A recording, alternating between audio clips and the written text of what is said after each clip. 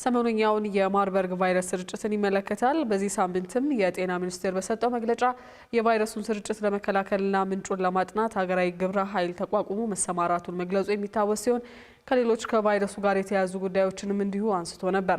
አስከትለን የምንመለከተው ይህንኑ የሚኒስቴር መስሪያ ቤቱን መግለጫ ይሆናል። ተከታትለን እንመለሳለን።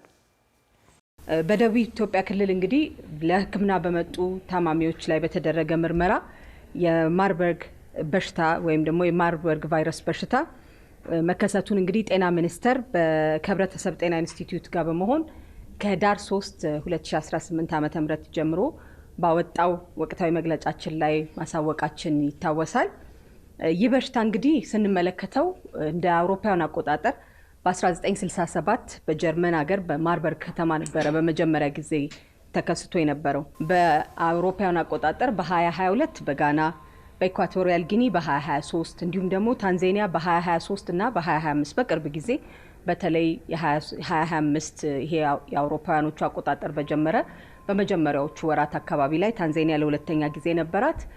በጣም በብዙዎቻችን ድረስ ደግሞ የሚታወቀው በ2024 በባለፈው ዓመት በሩዋንዳ የነበረው ወረርሽኝ ብዙዎች እናስታውሰዋለን ማለት ነው። በሀገራችን አቅም ለመጀመሪያ ጊዜ በተለይ ደግሞ ከፍተኛ የሆነ የቴክኖሎጂ ጭማሪ ባረግንበት በላብራቶሪ አቅም በደንብ ሲኮንስ ካደረግን በኋላ በዚህ በሽታ ያለበትን ደግሞ የቫይረሱን ዘረመን ለይተን የማርበርግ ቫይረስ በሽታ መሆኑን መለየት ይችለናል ማለት ነው። መጀመሪያ ይሄ ሄሞራጂክ ፊቨር የምንለው ከሱ ጋር የብዙ ናቸው በዛ ውስጥ የሚጠሩት።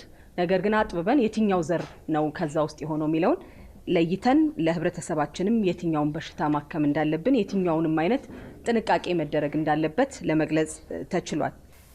በሽታው ምልክቶች ካሳዩ ሰዎች ጋር ንክኪ ያላቸውን ሰዎች የመለየት ከዛም ደግሞ ክትትል ማድረግ ስራዎች ደግሞ በሰፊው እየተሰራ ነው ያለው።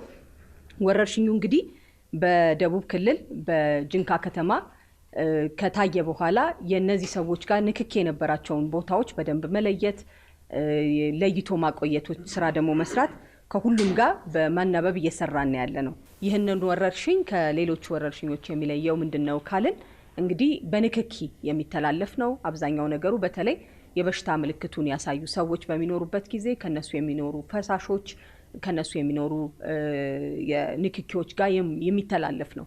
እንደ ኮቪድ ጊዜው አይነት አይደለም ማለት ነው። አሁን የምንሰጠው ምክር ይሄ በንክኪ ብዙ ነገሩ በንክኪ ስለሚሆን በተለይ ደግሞ ምልክቱ ያላቸው ሰዎች ምልክት በሚኖርበት ሰዓት ነው እንጂ ያኔ ሰዎችን ያዩ ሳይሆን ምልክት በሚኖራቸውና ከምልክቱ በኋላ በተለይ አንድ ምልክት ካሳዩ በኋላ ያሉ ንክኪዎችን መቀነስ ላይ በጣም ጠንካራ የሆነ ስራ መስራት ያስፈልገናል ማለት ነው። በአየር የሚተላለፍ አይነት አይደለም። ነገር ግን በጣም ተጠጋግቶ የሚኖር ድሮፕሌትስ የምንላቸው አሉ። በዛ ጊዜ ግን የመተላለፍ እድሉ ይጨምራል ማለት ነው። ስለዚህ ነው እጅን መታጠብ፣ የራስን ንጽህና መጠበቅ፣ በሽታ ምልክቱን ያሳዩ ሰዎች በሚኖሩበት ጊዜ በጣም አላስፈላጊ ንክኪዎችን ሁል ጊዜ መቀነስ የሚለውን መስራት የሚያስፈልገው።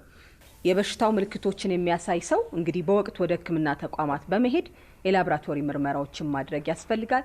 ምልክቶቹ አብዛኞቹ ከሌሎች ምልክቶችም ጋር ተመሳሳይነት ስለሚኖራቸው በተለይ በትኩሳት፣ የጀርባ ህመም እነዚህ የምንላቸው ነገሮች ሲባል ለሌሎች ለጉንፋንም ለሌሎችም ያሉ ምልክቶች ስለሚኖሩ ለየትኛውም ቫይረስ ጥንቃቄ እንደሚደረገው የትኛውም አይነት ሰው ምልክት ሲኖረው ራሱን መጠበቅ ማህበረሰቡንም መጠበቅ ያስፈልገዋል። ይሄ ለሌሎችም የቫይረስ በሽታዎቻችን ያግዘናል ያንን ጥንቃቄ ብናደርግ። ነገር ግን የትኛውም ትኩሳት ያለው ሰው ይሄ በሽታ አለው ማለት እንዳልሆነ ያው ማህበረሰቡ ሊረዳ ይገባል ማለት ነው። በተለይ ንክኪ ያለባቸው ቦታዎች ላይ የራሱ የሆነ የመተላለፍ አቅም ስላለው እነዚህ አይነት ምልክቶች ሲኖሩ በጣም ጠንካራ የሆነ ንክኪ የምንላቸው በተለይ በበሽታው ተጠቅተው የነበሩ ሰዎችና በበሽታው ታሞ ያሉ ሰዎች በሚኖሩበት ጊዜ ያንን የሚያስታምም ከነዚህ ሰዎች ጋር ንክኪ ያላቸው ሰዎች የበለጠ ጥንቃቄ እንዲያደርጉ ይመከራል ማለት ነው።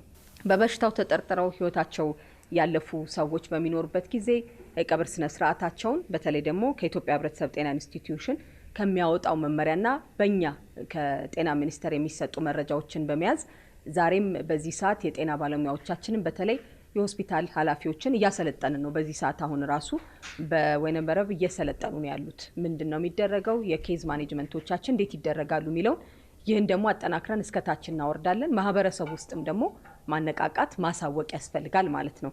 ከዚህም አንፃር ይህንን በሱ መሰረት በምናወጣው መመሪያ መሰረት በጥንቃቄ ማከናወን ያስፈልጋል ማለት ነው።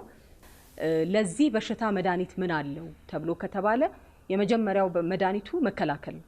ስለዚህ መከላከል ላይ አተኩረን እንሰራለን ማለት ነው።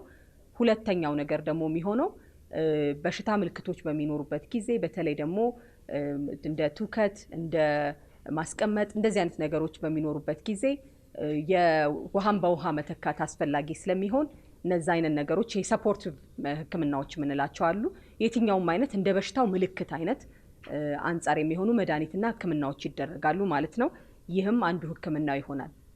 ሌላኛው እንግዲህ በዓለም አቀፍ ደረጃ ይሄ ነው መድኃኒቱ ተብሎ የተቀመጠ ነገር ለዚህ ቫይረስ በሽታ ባይኖረውም በሙከራ ላይ ያሉና ሌሎች ሀገሮች የሞከሯቸውንም ደግሞ በእኛ ሀገር ማምጣት የሚቻልበትን ሁኔታ ጀምረናል። ከባለድርሻ አካላቶችም ጋር ስራዎች ጀምረናል። ግን በአገር አቀፍ በዓለም አቀፍ ደረጃ የዚህ በሽታ መድኃኒቱ ይሄ ነው ተብሎ በዚህ ሰዓት የተቀመጠ ነገር የለውም። የክትባት የመድኃኒት የሌሎች መከላከያ ነገሮችም ከዚህ በፊት የተሞከሩትን እንዴት አድርገን ህብረተሰባችን ጋር ማድረስ እንችላለን የሚለውን ግን በተዋረድ ስራዎቻችንን ጀምረናል ከባለድርሻ አካላቶችም ጋር በዚህ ላይ እየሰራን ያለንበት ነገር አለ። ለህብረተሰባችን ምናመጣ ይሆናል። ግን በዚህ ሰዓት እጃችን ላይ ያለ ዓለም የሚያውቀው የዚህ በሽታ መድኃኒት የሚባል የለውም። መከላከሉ ላይ አተኩረንና ምልክቶች ሲኖሩ ቶሎ ህክምና በመውሰድ ነው የምናክመው ማለት ነው።